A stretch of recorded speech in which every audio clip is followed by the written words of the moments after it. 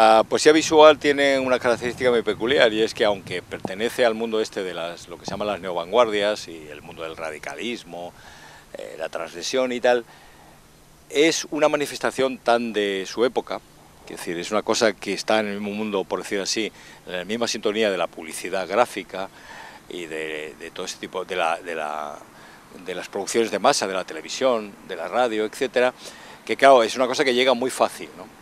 Por otro lado, como nosotros desde el primer momento que empezamos a hacer poesía visual en España, en los 60, éramos muy conscientes de eso, apostamos por los medios de comunicación, de tal forma que yo posiblemente sea, en términos puramente estadísticos, el poeta más publicado de los últimos 50 años. ¿Por qué? Te pongo un ejemplo. Imagínate tú que aparece un poema mío en los años 60 o 70 en un diario como El Madrid, antes de que lo cerraran, o como el ABC, que han aparecido. Esos periódicos en aquella época hacían 40 o 50.000 ejemplares de tirada, ahora hacen más, ahora hacen casi 1 millón algunos, y eso, claro, se multiplica, un periódico lo ve mucha gente, y eso se suma, ¿entiendes?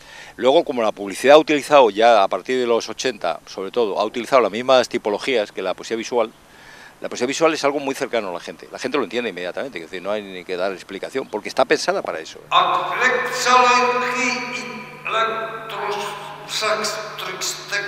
El mundo de lo sonoro, aunque yo he trabajado bastante, es un mundo ya en cierto modo ocupado por los músicos, claro, no nos engañamos, al fin y al cabo ellos es un mundo tradicional, ¿no? El mundo de la acción ha tenido su propio desarrollo, y aunque nosotros también hemos trabajado ahí, pero bueno, entonces en cambio la poesía visual pues es nuestro campo. Lo que pasa es que de todas formas se produce una relación muy profunda, sumaria, que yo he ido con los años estudiando y conociendo, y entonces la mayor parte de mis poemas visuales son también poemas sonoros, y algunos son poemas de acción, son como guiones que luego hay que desarrollar. Uno de mis poemas más conocidos posiblemente sea Represión, que es un poema donde la palabra represión se va reprimiendo, es decir, se va aplastando, se va machacando sobre sí misma hasta que finalmente desaparece machacada, doblada. Es un poema de los años 60, hecho con máquina de escribir y tal, ¿no? Pero claro, cuando tú lo ves de un solo golpe, es decir, una sola mirada te hace ver todo el poema. Pero cuando se interpreta, tú lo que ves es a un señor gesticulando, actuando, y que dura 1 minuto y pico y tal, y esa aparición lo convierte en otra cosa.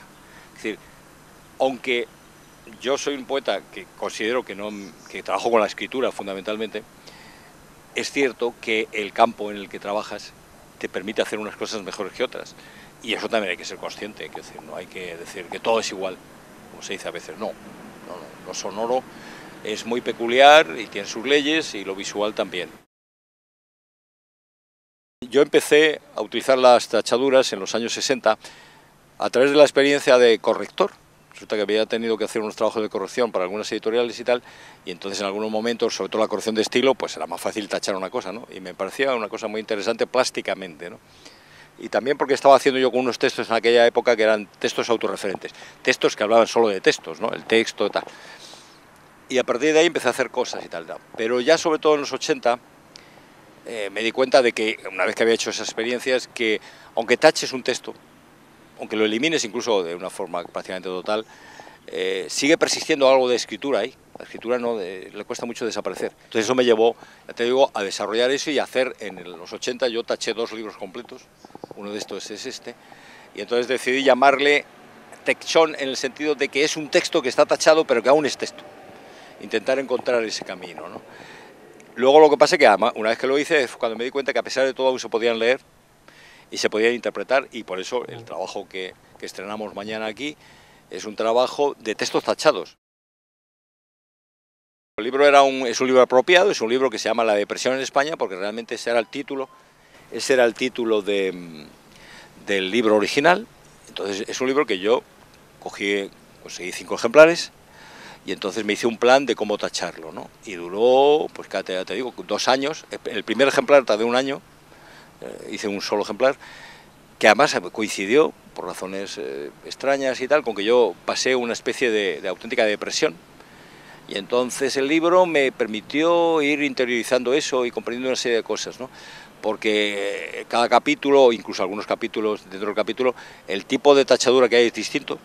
Algunas son muy minuciosas, porque se necesita mucho trabajo, está hecho todo con Rotring afiladísimos, de punta 0,5, con tinta china y tal, ¿no? Entonces el libro, una vez tachado, empezó a tomar una serie de significados y desde entonces no ha parado de tomarlos. Por ejemplo, el último es que como ahora España, y casi toda Europa, pero España especialmente, está viviendo una cosa que ya no podemos llamar crisis, sino auténtica depresión económica. Claro, yo en el anuncio que se hizo de la Reina Sofía dije que este era un libro que con 30 años de anticipación había hecho la predicción de que se iba a producir esta depresión y además había dicho cómo se iba a hacer, es decir, tachando.